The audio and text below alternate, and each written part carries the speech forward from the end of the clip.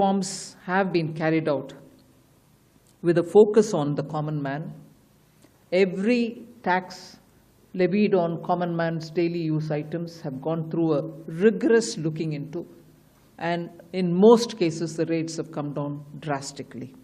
Labor-intensive industries have been given a good support. Farmers and agriculture as a whole will also benefit by the decisions we have taken today. Health-related also will benefit. So the key drivers of economy have been given a prominence. Just indicate karte hue, I'll stop my input. If Revenue Secretary has anything more he can add. उसके बाद आपके question answer करते हुए हम बाकी सबको cover करेंगे. Common man and middle class items में there is a complete reduction. Reduction from 18 or from 12 to 5%. I list out those items, all of whom have come to 5% from either 18 or from 12. Common man items such as hair oil, toilet soap, bars, shampoos, toothbrushes, toothpaste, bicycles, tableware, kitchenware, and other household articles have all come to 5. Whether they were in 18 or whether they were in 12.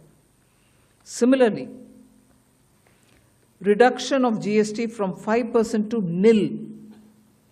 5 से 0 में जाने वाले items indicate कर रहा हूँ.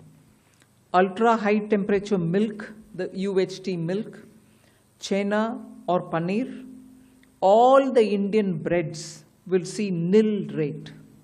So roti किसी के ऊपर भी chapati or roti or paratha or whatever it is, they all come to nil.